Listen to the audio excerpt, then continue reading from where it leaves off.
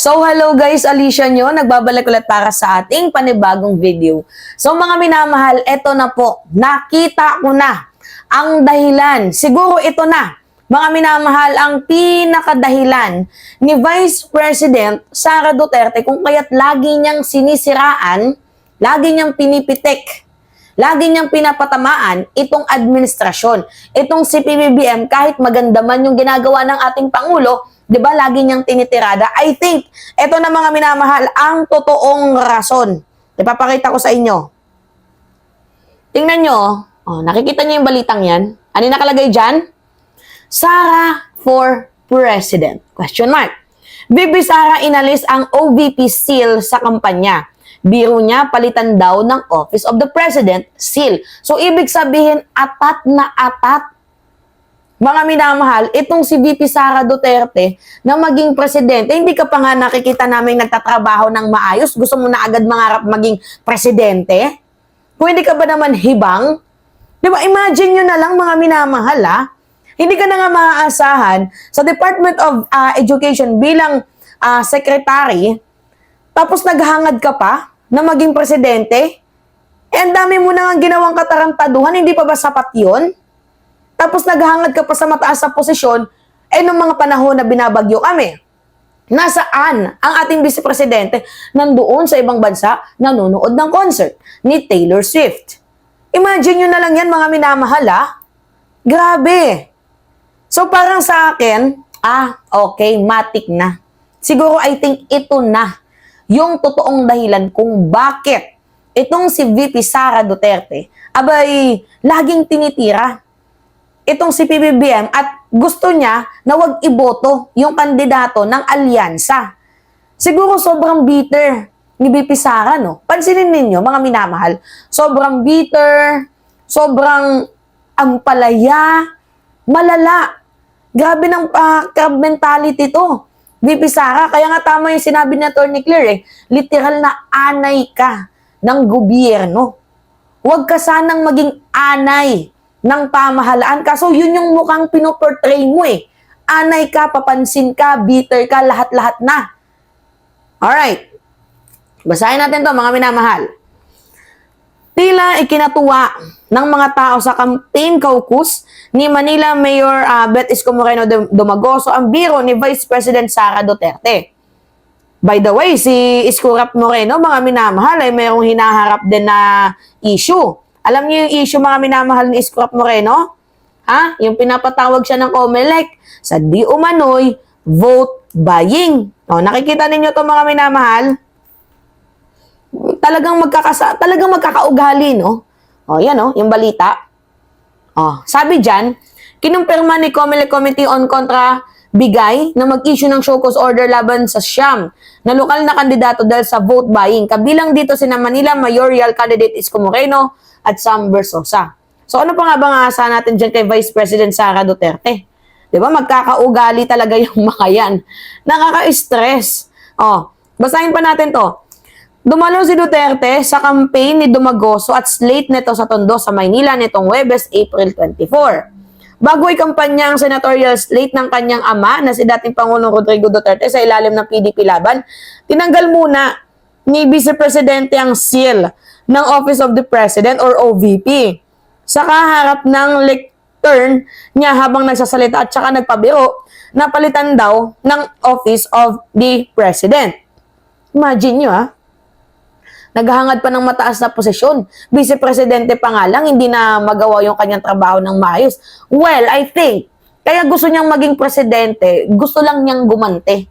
It's not a win-win solution. Mga minamahal, na iboto niyo si VP Sara. Sasabihin ninyo, ganito kasi, yung ama niya pinakulong niya. Kasi kung yun yung reason ninyo, hindi kayo matatalinong voter. Iboto nyo yung taong may credential, walang bahid ng korupsyon, walang bahid ng kung ano-ano man. Yun dapat. Ang susunod po, mga ngampanya po ako sa inyong lahat. Sandali lang, tanggalin ko lang po itong seal ng aking opisina. Palitan na natin ng seal of the President. Biro ni Duterte, dahilan na pagsigaw ng mga tao sa caucus ng Duterte. Ito yun, mga minamahal, yung video. Pakita natin. Wait lang. Alright. Okay. Ang susunod po ay mga kampanya po ako sa inyong lahat. Ang galing ko lang po yung ang aking opisina. Palitan natin ng seal ng Office of the President. Kita ninyo? Rinig ninyo mga minamahal. Okay. Tanggalin natin yung seal ng Office of the President, tapos ng Office of the Vice President, palitan natin ng seal ng Office of the President. Tingnan mo, ang layo pa ng election VP. 3 taon pa. Please naman, magtrabaho ka muna ng maayos. Magtrabaho ka muna to the point na makita namin na karapat-dapat ka talagang maging presidente ng bansang Pilipinas. Di ba, nagigets ninyo, hindi yung wala ka nang ginagawa, naghahangad ka pa na maupo bilang presidente. Ngayon pa nga lang wala kang nagagawa. Ano pa kaya pag naging presidente ka? Yung ginagawa mo ngayon, puro paninira lang, puro ka utos, puro ka ganyan. So ano yung mahihita namin sa'yo? Ano yung mapapala namin pag binoto ka namin presidente? Di ba wala? Kung ngayon pa lang, hindi ka na nagtatrabaho, how much more pa kaya? Kapag ikaw ay naging presidente, baka mamaya utos ka na lang dito, utos ka na lang doon. 'Di ba? Tapos yung mga nakaaway mo, isa-isahin mo, including us, ng mga vloggers na naghahayag ng katotohanan tungkol sa'yo, and I know na pikon ka. 'Di ba mga minamahal? Kawawa talaga ang Pilipinas. Sobrang layo pa ng election. Kaya nga sabi ko, no wonder kung bakit niya sinisiraan si PBBM. Kasi gusto niya lagi siyang maging bida. Gets ninyo, mga minamahal, gusto niya siya lang magaling. Gusto niya siya lang yung laging nawi-witness ng mainstream. Kaya nga laging sinasabi ko, kung ako yung tatanungin mas wide yung appearance ng vice-presidente ngayon sa mga mainstream kasi lagi siyang nagsasalita. Samantalang yung ating presidente, puro kasi trabaho. 'Di ba, workaholic? Makikita ninyo, may speech na naman dito si PBBM, may speech na naman doon, tumutulong dito, pumupunta doon. Ganun po ang ating presidente. Well, yung ating VP, more on publicity siya. Sabi ko naman sa inyo, negative or positive is still publicity, di ba? Nagigets ninyo yung punto, mga minamahal. Negative or positive is still publicity. So ngayon, yung punto natin dito, mga minamahal, wala talaga tayong maasahan sa ating vice-presidente. Sa madaling sabi, sobrang wala. Sobrang baboy ng ating VP Sara. Nagigets ninyo, mga minamahal? Ang lakas ng loob. Well, kung sa bagay, merong China Diba? Ang lakas ng loob, merong China Tapos merong troll farm, di umano. Diba? Yan yung na-witness ni Tol Tolentino sa kanyang hearing. Diba? Na meron daw malakihang troll ang China para sirain at gumawa ng fake news peddling dito sa bansang Pilipinas. Pero I think, do you think, mga minamahal, makakatakbo pa kaya bilang presidente itong si VP Sara? Kasi sa aking pagkakaalam, impeach na siya. At malapit na siyang makonvict. Sobrang lapit ng makonvict, mga minamahal ni VP Sara Duterte. So, I think, pinapalakas niya na lang yung loob niya. Maybe, parang ganon. 'Di ba?